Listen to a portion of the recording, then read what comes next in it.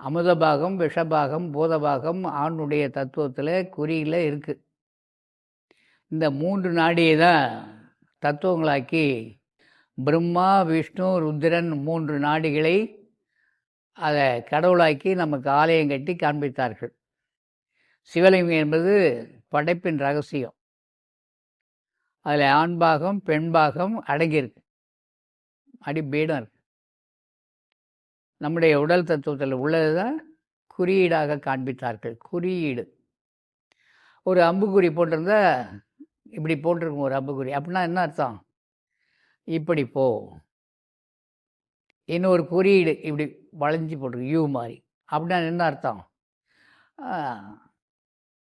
ஏன்பா போயிட்டே இருக்கிறோம், எங்கே யூ டர்ன் போகிறது கேட்குறாரு அண்ணன். அதுவோ பாருங்க பலகை.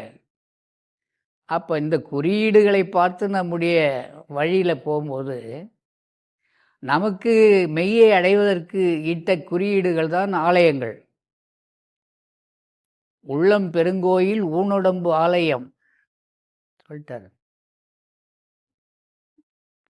கள்ளப்புலனைந்து மணிவிளக்கு, வள்ளல் பிரானுக்கு வாய் கோபுர வாசல், தெள்ள தெளிந்தாருக்கு ஜீவன் சிவன் சிவலிங்கம்.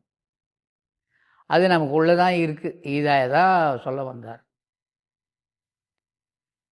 ஆனால் மெய்யை அறிவதற்கு 3 வழி. நம்முடைய நாடியில் ஆணுடைய உறுப்பில் 3 நாடி இருக்குது. 3 நாடியும் 3 விதமான திரவங்களை உற்பத்தி செய்கிறது.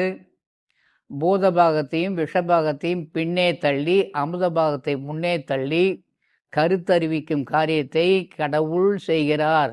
வள்ளலார் என்ன சொன்னார்? கடவுள் செய்கிறார். உள்ளே இருக்கிறவர் தான் இதை செய்கிறார். பூதபாகம், விஷபாகம், அமுதபாகம். பெண்ணுடைய அந்த மையம் யோனியிலேயும் 3 நாடிகள் உண்டு.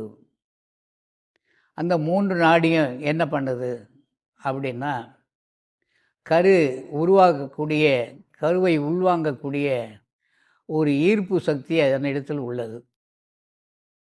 ஆணுடைய குறியிலே தள்ளும் சக்தி, அது ஈர்க்கும் சக்தி.